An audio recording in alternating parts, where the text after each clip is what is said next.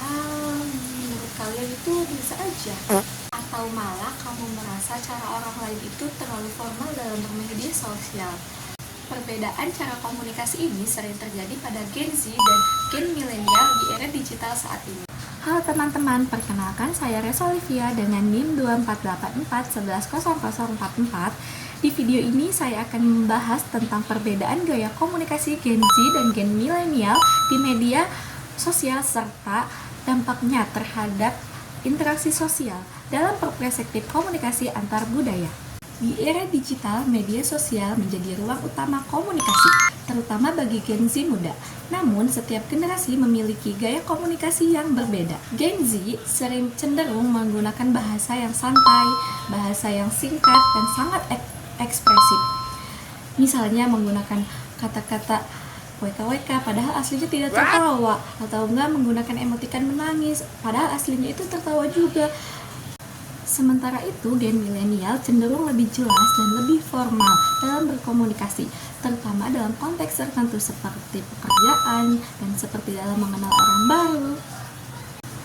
Perbedaan ini sering menimbulkan kesalahpahaman dalam berkomunikasi. Misalnya, Gen Z ini menggunakan kalimat yang sangat santai, sedangkan Gen milenial ini menganggapnya serius. Jadi mereka bersalah paham, atau enggak sebaliknya Gen milenial dianggap sangat kaku oleh Gen Z dan dianggap tidak asik. Dalam komunikasi antar budaya, perbedaan ini dijelaskan melalui konsep high context dan low context culture. Gen Z cenderung menggunakan gaya high context, di mana makna komunikasi tidak selalu disampaikan secara langsung, tetapi bisa juga dengan kata sindiran. Tapi dipahami juga oleh konteks kebiasaan atau simbol seperti emoji menangis. Emoji menangis itu bisa jadi ketawa, bisa juga menangis, bisa juga kayak bingung, atau enggak itu chat yang sangat lucu.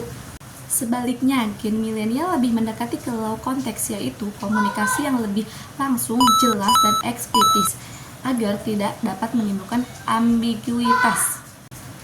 Perbedaan ini membuat pesan yang sama bisa ditafsirkan secara berbeda-beda oleh setiap generasi antara generasi Z dan generasi milenial. Selain itu, terdapat konsep persepsi, yaitu bagaimana seseorang menafsirkan pesan berdasarkan pengalaman dan latar belakangnya. Gen Z mungkin menganggapnya komunikasi ini singkat dan sebagai hal yang efisien dan normal.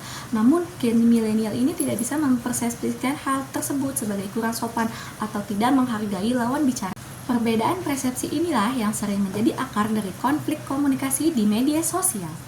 Menurut saya, perbedaan gaya komunikasi ini memiliki dampak yang cukup signifikan terhadap interaksi sosial. Pertama, dalam menimbulkan miscommunication atau kesalahpahaman yang terjadi sebenarnya tidak perlu terjadi. Yang kedua, bisa memicu konflik kecil di ruang digital seperti perdebatan di dalam kolom komentar atau kesalahpahaman dalam percakapan pribadi. Namun, di sisi lain, perbedaan ini juga bisa menjadi peluang untuk saling belajar dan memahami karakter komunikasi antar generasi. Dengan memahami perbedaan ini, kita bisa menjadi komunikator yang lebih adaptif dan tidak mudah menghakimi gaya komunikasi orang lain. Dari pembahasan ini dapat disimpulkan bahwa perbedaan gaya komunikasi antar Gen Z dan milenial di media sosial merupakan bentuk perbedaan budaya dalam konteks generasi. Perbedaan ini dipengaruhi dengan cara penyampaian pesan, konteks komunikasi, serta persepsi masing-masing individu.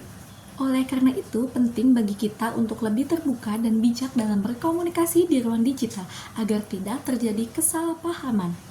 Dengan memahami komunikasi antar budaya, kita dapat menciptakan interaksi sosial yang lebih harmonis meskipun berasal dari generasi yang berbeda.